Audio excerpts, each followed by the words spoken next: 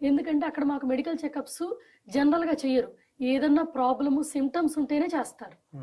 ఆ సిమ్టమ్స్ లేకుండా ఊరికి నాకు ఇయర్లీ జనరల్ చెక్స్ కావాలంటే చెయ్యరు, వేస్ట్ ఆఫ్ టైం. వాళ్ళకి గవర్నమెంట్ సిస్టమ్ మొత్తం మీద కంట్రీ నడుస్తుంది.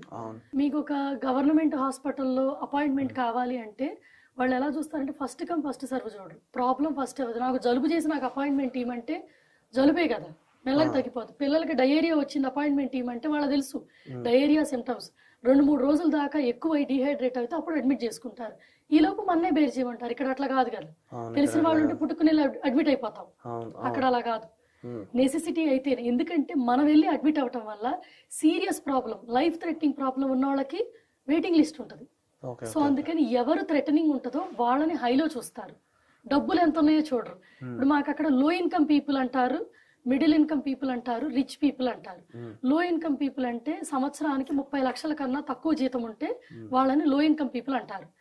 వాళ్ళకి గవర్నమెంట్ ఇల్లు ప్రొవైడ్ చేస్తుంది. కొంతమందికి సంవత్సరానికి మోర్ దాన్ 10 లక్షలు 12 లక్షలు ఇన్కమ్ ఉంటుంది.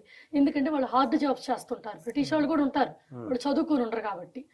సో అక్కడ కూడా లెవెల్స్ ఉంటాయి. కాకపోతే అక్కడ గవర్నమెంట్ ఏం చేస్తుందంటే రిచ్ పూర్ ఉండనీకుండా ఉండటానికి ఆ లో ఇన్కమ్ పీపుల్ కి మంత్లీ బెనిఫిట్స్ ఇస్తుంది. వాళ్ళు సంపాదించుకునే కొంచెం డబ్బులకి మళ్ళీ అంతే డబ్బులు మళ్ళీ ఫ్రీగా ఇస్తుంది ప్రతి మంత్. వాళ్ళ పిల్లలకి ఫ్రీ ఎడ్యుకేషన్ ఉంటుంది, మాకులాగానే ఉంటుంది, అందరికీ ఫ్రీనే. మాకేంటి స్కూల్లో మీల్స్ మేము కొనుక్కోవాలి, మంత్లీ పే చేస్తాం. వాళ్ళకి ఫ్రీ మీల్స్ ఉంటుంది, వాళ్ళు పే చేయక్కర్ల. కానీ మా పిల్లలతో పాటే కూర్చొని తింటారు. వాళ్ళకి సూపర్ మార్కెట్కి వెళ్తే మాకు మేము డబ్బులు కట్టి మేము కొనుక్కుంటాం, వాళ్ళకి ఓచర్స్ ఇస్తారు. సో మేము వెళ్ళిన సూపర్ మార్కెట్కే వెళ్తారు, మేము వెళ్ళిన బట్టల షాప్కే వెళ్తారు. సో ప్రతి రిచ్ పూరు మిలీనియర్స్ అందరూ ఒకే ప్లేస్ లో ఉంటారు. ప్లేస్ అయితే ఒకటే. ఇప్పుడు మాకు 400 ఇళ్లు కట్టారనుకోండి, 10 ఇళ్లు లో ఇన్కమ్ పీపుల్ కి గవర్నమెంట్ అలకేట్ చేయమంటది. ఎంత ప్రైవేట్ కన్స్ట్రక్షన్ జరిగినా, మాకు గేటెడ్ కమ్యూనిటీ, ప్రైవేట్ కన్స్ట్రక్షన్స్ జరిగినాయి, ఇండివిజువల్ హౌస్లు. ఆ హౌస్ లో ఒక 10 ఇళ్లు లో ఇన్కమ్ పీపుల్ కి, ప్రతి 100 ఇళ్లలో 10 ఇళ్లు లో ఇన్కమ్ పీపుల్ కి ఇవ్వాలి. Part of the rule. అది గవర్నమెంట్ కి హ్యాండ్ ఓవర్ చేసేయాలి ఆ ఇల్లు. అది 2 బెడ్రూమ్ ఇల్లు, 3 బెడ్రూమ్, 4, 5 అన్ని బెడ్రూమ్స్ ఇల్లు ఇవ్వాలి. సో ఇప్పుడు వాళ్ళకి ఎంతమంది పిల్లలు ఉంటే ఆ పిల్లలకి తగ్గ ఇల్లు వాళ్ళు ఫ్రీగా ఇల్లు వాళ్ళకి ఇచ్చేస్తారు. ఫ్రీ ఇంకా ఇల్లు లైఫ్ టైం.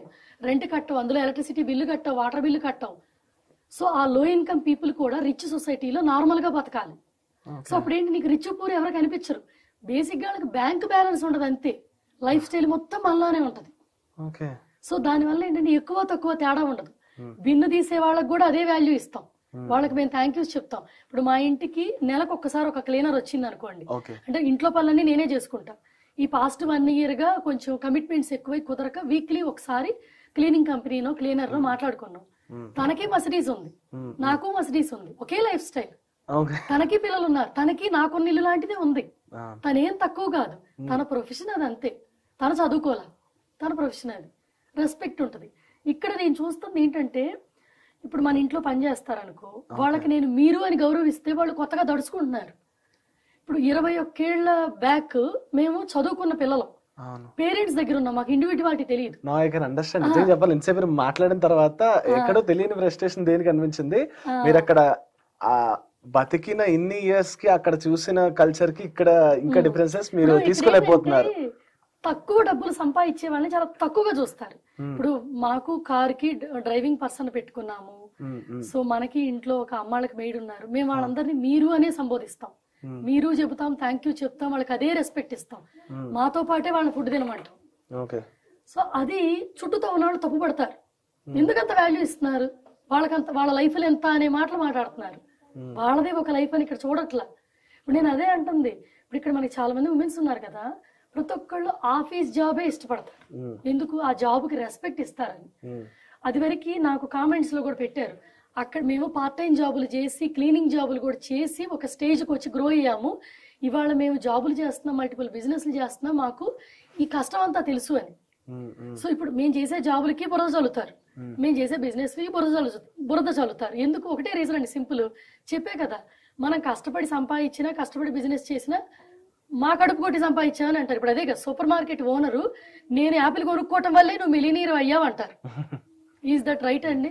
ఇప్పుడు అంబానీ ఉన్నారు, ఆయనకి చాలా బిజినెస్లు ఉన్నాయి. రతన్ టాటా గారు ఉన్నారు, చాలా బిజినెస్లు ఉన్నాయి.